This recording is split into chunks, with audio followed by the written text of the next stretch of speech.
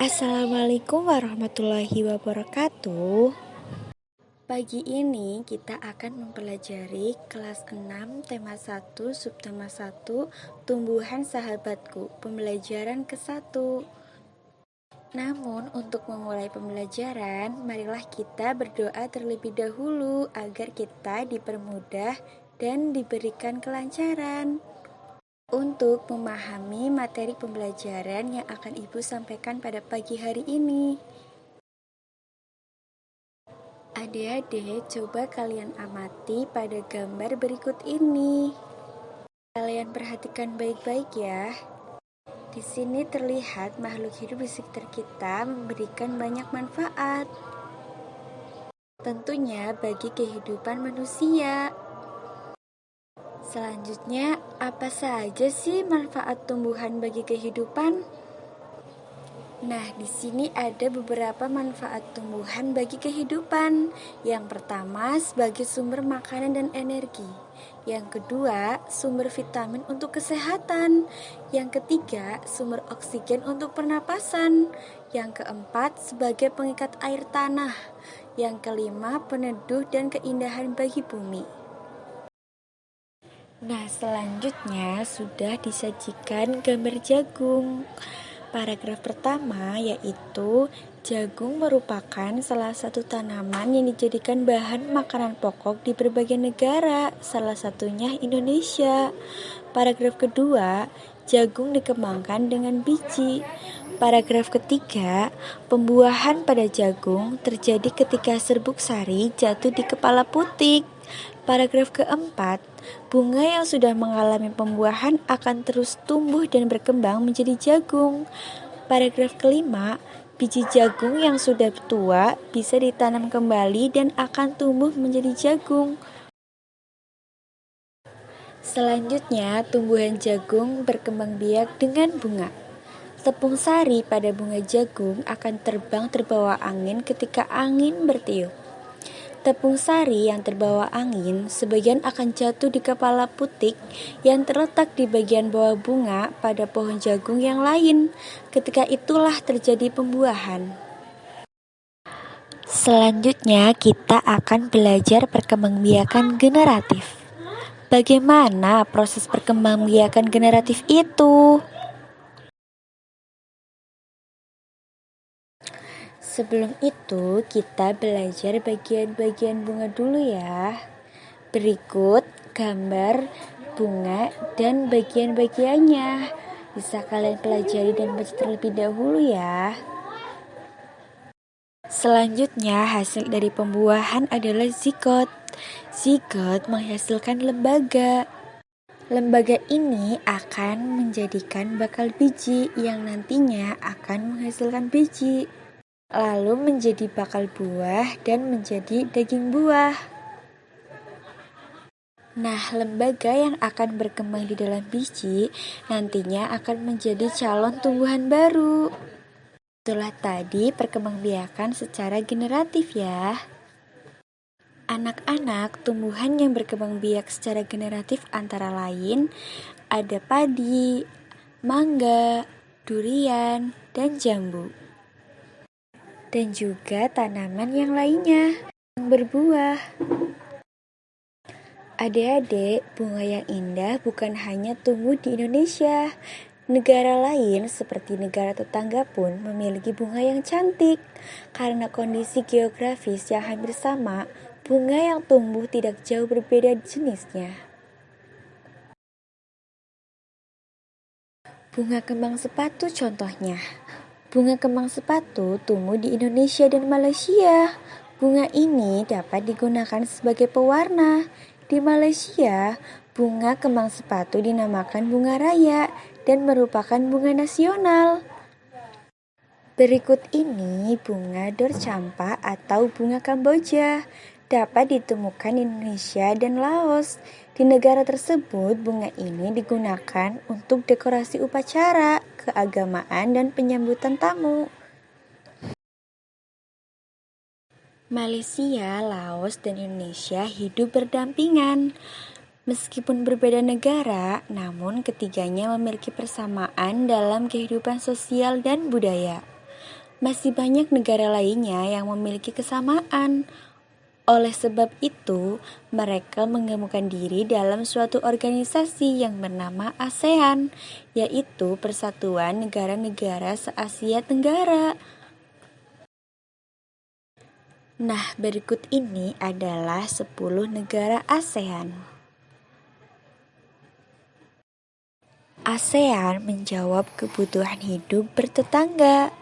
Kamu pasti penuh merasakan kenyamanan hidup bertetangga. Hal ini terasa saat semua keluarga saling mendukung, saling membantu, dan bekerja sama. Kenyamanan dalam bertetangga perlu diwujudkan karena setiap keluarga memiliki kepentingan yang sama. Nah, hal itu juga yang mendasari terbentuknya ASEAN. ASEAN adalah sebuah organisasi internasional yang beranggotakan negara-negara di kawasan Asia Tenggara. Negara-negara ini bersatu karena adanya persamaan, letak geografis, dan kemiripan budaya. Kepentingan yang sama dalam memaparkan pertumbuhan ekonomi, sosial budaya, serta menjaga keamanan kawasan menjadi dasar pertimbangan para tokoh-tokoh dunia pendiri ASEAN. Pada tahun 1926, ASEAN berdiri atas dasar Deklarasi Bangkok. Saat itu, tokoh-tokoh di 5 negara yang terlibat dalam diskusi menjadi pencetus dan pendiri organisasi ini. 5 negara yang menjadi anggota pertama ASEAN di tahun 1967 adalah yang pertama Indonesia, yang kedua Malaysia, yang ketiga Thailand, selanjutnya Singapura dan Filipina. Para utusan dari kelima negara tersebut yang sekaligus merupakan tokoh-tokoh pendiri ASEAN adalah Adam Malik dari Indonesia, Tun Abdul Razak dari Malaysia, Tan Khomat dari Thailand, dan Raja Ratman dari Singapura, dan Narcisco Ramos dari Filipina. ASEAN harus dapat memberikan manfaat bagi semua anggotanya. Untuk itu, di berbagai kerjasama dikembangkan untuk memapapkan kesejahteraan semua anggotanya. Kerjasama di bidang ekonomi, sosial, budaya, serta politik dikembangkan demi kemajuan semua anggota. Saat ini ada 10 negara yang menjadi anggota ASEAN. Berdasarkan urutan waktu bergabungnya, negara anggota ASEAN tersebut adalah yang pertama yaitu Indonesia, Malaysia, Thailand, Singapura, Filipina yang bergabung pada tanggal 8 Agustus 1967. Yang kedua yaitu Brunei Darussalam yang bergabung pada tanggal 7 Januari 1984. Yang ketiga Vietnam bergabung pada tanggal 28 Juli 1995. Yang keempat Laos dan Myanmar bergabung pada tanggal 23 Juli 1997. Yang kelima, Kamboja bergabung pada tanggal 30 April 1999. Nah, tugas adik-adik di rumah yaitu pilihlah 2 negara ASEAN, carilah perbedaan dan persamaan karakteristik dari kedua negara tersebut, mulai dari tumbuhan yang hidup, khususnya bunga yang menjadi ciri khas negara dan kondisi sosial budaya mereka. Kamu bisa menyebutkan nama-nama bunga, nama sebutan apabila ada, pemanfaat dan tempat tumbuhnya. Tulislah pemikiranmu tentang karakteristik negara pada diagram Venn yang telah disiapkan. Perhatikan caranya berikut ini. Yang pertama, tentukan 2 negara yang akan kamu cari informasinya. Lebih dalam lagi, tulislah di kotak yang tersedia. Kedua, tulislah masing-masing karakteristiknya di lingkaran sesuai dengan negaranya. Ketiga, di tengah lingkaran kamu dapat menuliskan persamaan karakteristik yang dimiliki oleh kedua negara. Nah, seperti ini ya, misalnya adik-adik, ada negara Indonesia dan negara Malaysia. Berikut ini adalah diagram Venn-nya ya. Di Indonesia, 3 bunga nasional melati, anggrek, dan Rafflesia arnoldii. Selanjutnya, terdapat lebih dari 300 etnik atau suku bangsa dan memiliki kota budaya yaitu Yogyakarta dan kota pariwisata yaitu Bali. Sedangkan Malaysia memiliki bunga nasional yaitu bunga raya dan terdapat 3 kaum utama yaitu Melayu, Cina, dan India. Lalu memiliki kota Georgetown dengan ragam jenis budaya, banyak gedung peninggal Eropa dan bangunan Melayu Tionghoa. Nah, itulah karakteristik dari negara Indonesia dan Malaysia.